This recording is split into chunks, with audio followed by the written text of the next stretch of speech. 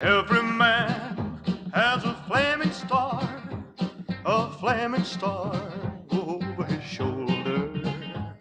And when a man... Federalist number 24, the powers necessary to the common defense further considered, for the Independent Journal. To the people of the State of New York. To the powers proposed to be conferred upon the federal government in respect to the creation and direction of the national forces, I have met with but one specific objection, which, if I understand it right, is this. The proper provision has not been made against the existence of standing armies in times of peace, an objection which, I shall now endeavor to show, rests on weak and unsubstantial foundations.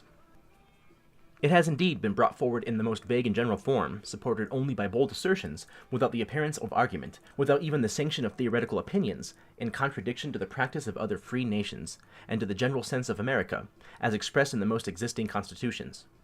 The propriety of this remark will appear the moment it is recollected that the objection under consideration turns upon a supposed necessity of restraining the legislative authority to the nation, in the article of military establishments, a principle unheard of except in one or two of our state constitutions, and rejected in all the rest.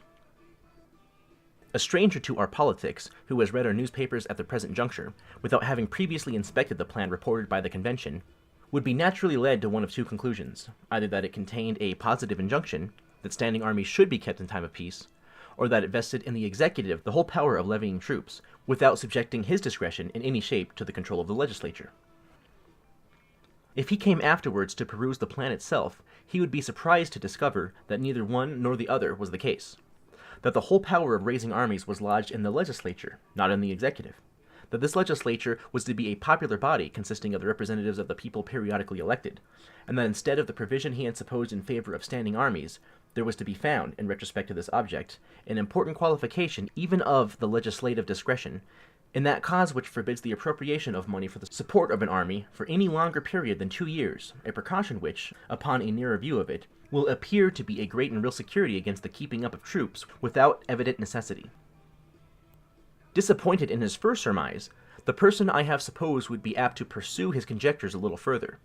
He would naturally say to himself, it is impossible that all this vehement and pathetic declamation can be without some colorable pretext. It must needs be that this people, so jealous of their liberties, have, in all the preceding models of the constitutions which they have established, inserted the most precise and rigid precautions on this point, the omission of which, in the new plan, has given birth to all this apprehension and clamor. If, under this impression, he proceeded to pass in review the several state constitutions, how great would be his disappointment to find that 2 only of them contained an interdiction of standing armies in time of peace, that the other 11 had either observed a profound silence on the subject, or had in express terms admitted the right of the legislature to authorize their existence. Still, however, he would be persuaded that there must be some plausible foundation for the cry raised on his head. He would never be able to imagine, while any source of information remained unexplored, that it was nothing more than an experiment upon the public credulity, dictated either by a deliberate intention to deceive, or by the overflowings of a zeal too intemperate to be ingenuous. It would probably occur to him that he would be likely to find the precautions he was in search of in the primitive compact between the states. Here, at length, he would expect to meet with a solution to the enigma. No doubt he would observe to himself the existing confederations must contain the most explicit provisions against military establishments in time of peace, and a departure from this model, in a favorite point, has occasioned the discontent which appears to influence these political champions. If he should now apply himself to a careful and critical survey of the Articles of Confederation, his astonishment would not only be increased, but would acquire a mixture of indignation at the unexpected discovery that these articles, instead of containing the prohibition he looked for, and though they had, with jealous circumspection, restricted the authority of state legislatures in this particular, had not imposed a single restraint on that of the United States. If he happened to be a man of quick sensibility, or ardent temper, he could now no longer refrain from regarding these clamors as the dishonest artifices of a sinister and unprincipled opposition to a plan which ought to at least receive a fair and candid examination from all sincere lovers of this country. How else, he would say, could the authors of them have been tempted to vent such loud censures upon that plan, about a point in which it seems to have conformed itself to the general sense of America as declared in its different forms of government, and in which it has superadded a new and powerful guard unknown to any of them? If, on the contrary, he happened to be a man of calm and dispassionate feelings, he would indulge a sigh for the frailty of human nature, and would lament that in a matter so interesting as the happiness of millions, the true merits of the question should be perplexed and entangled by expedients so unfriendly to an impartial and right determination. Even such a man could hardly forbear remarking that a conduct of this kind has too much the appearance of an intention to mislead the people by alarming their passions, rather than to convince them by arguments addressed to their understandings. But however little this objection may be countenanced, even by precedents among ourselves, it may be satisfactory to take a nearer view of its intrinsic merits. From a close examination, it will appear that restraints upon the discretion of the legislature in respect to the military establishments in the time of peace would be improper to be imposed, and if imposed, from the necessities of society, would be unlikely to be observed. Though a wide ocean separates the United States from Europe, yet there are various considerations that warn us against an excess of confidence or security. On one side of us, and stretching far into our rear, are growing settlements subject to the dominion of Britain. On the other side, and extending to meet these British settlements, are colonies and establishments subject to the dominion of Spain. The situation and the vicinity of the West India Islands, belonging to these two powers, create between them, in respect to their American possessions and in relation to us, a common interest.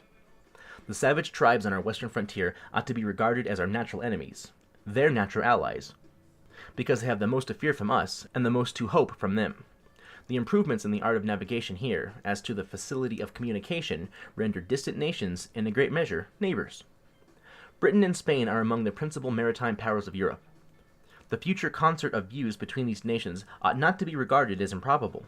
The increasing remoteness of consanguinity is every day diminishing the force of the family compact between France and Spain, and politicians have ever, with great reason, considered the ties of blood as feeble and precarious links of political connection.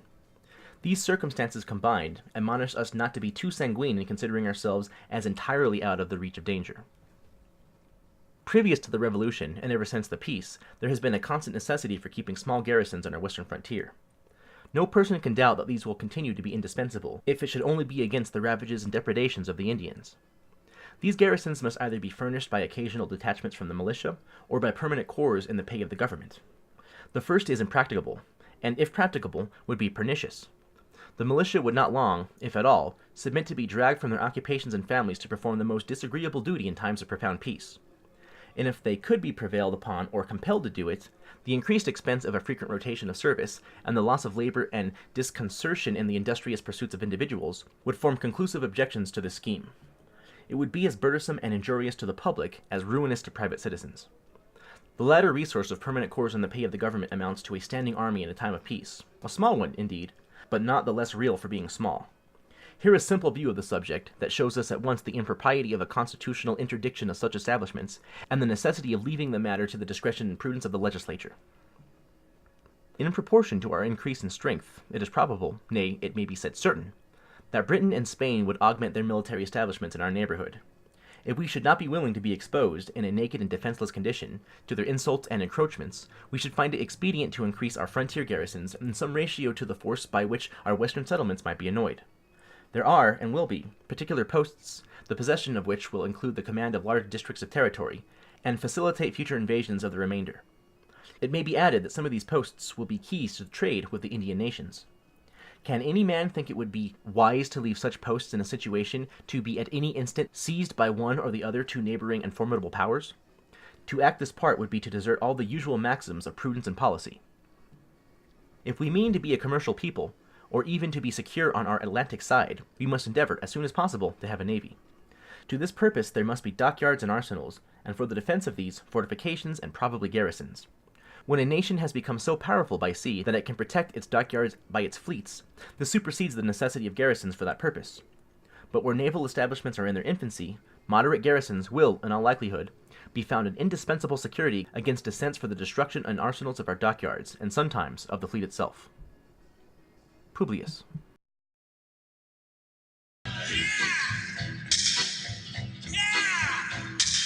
Keep rolling, rolling, rolling, though the streams are swollen. Keep them doggies rolling.